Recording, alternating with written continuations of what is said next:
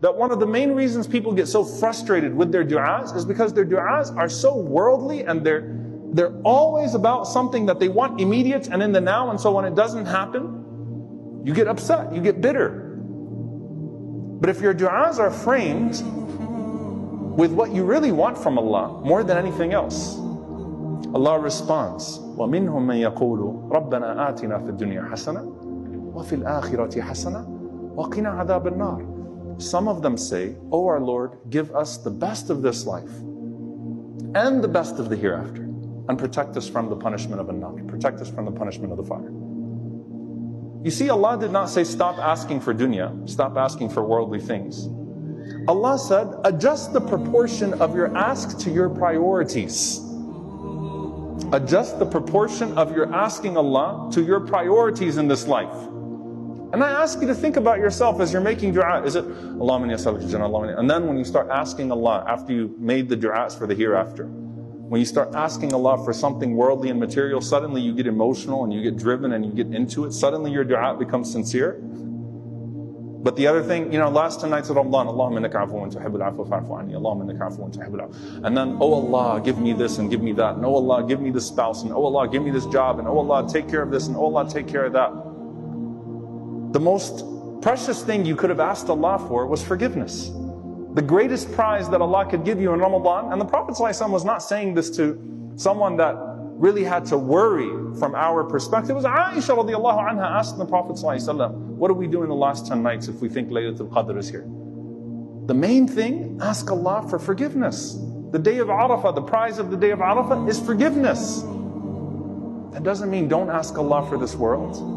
That means how proportionate is your dua to your priority. Now, subhanAllah, notice that Allah Azza wa Jal responded to a people who only make dua for dunya and they don't care for akhirah. Because you rarely find people on the other end.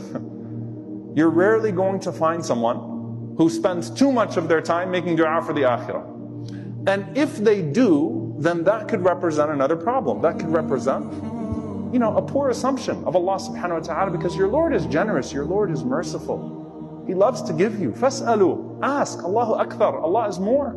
Ask Allah for the worldly things. Ask Allah for the halal. Ask Allah for these things. It's okay. You have a Lord that loves when you ask. So adjust your proportion and then ask Allah. Don't say, I'm such a sinful servant, I'm not even going to bother asking Allah for worldly things. I'm just going to ask Him for things of the hereafter instead, because that's all I care about. That sounds like you could be coming from a noble place, right? SubhanAllah, I came across this hadith. Anas radiallahu ta'ala anhu, he says that the Prophet ﷺ visited one of the Sahaba. And he said, this man was dying. I mean, he was so sick. Literally described him, he was like a bird that was dying. I mean, he was crumbled in his bed, about to die. And the Prophet ﷺ went to visit him. And he said, هَلْ كُنْتَ تَدْعُ بِشَيْءٍ? Were you making dua for anything? Were you asking Allah subhanahu wa ta'ala for anything? I mean, as you were in this situation.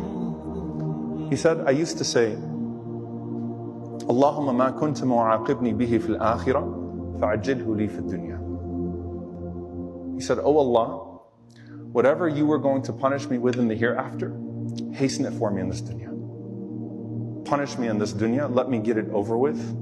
Let me go through the pain and the suffering in this world, and don't punish me in the hereafter.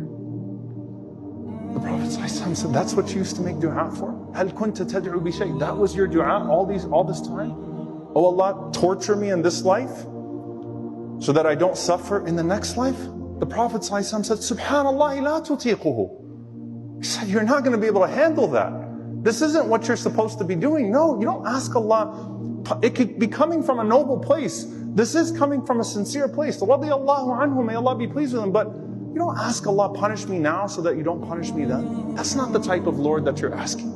So the Prophet ﷺ says, say instead, رَبَّنَا آتِنَا فِي الدُّنْيَا حَسَنَةً وَفِي الْآخِرَةِ حَسَنَةً وَقِنَا عَذَابَ النَّارِ. O our Lord, grant us the best of this life and the best of the hereafter, and protect us from the punishment of the fire. Again, proportionality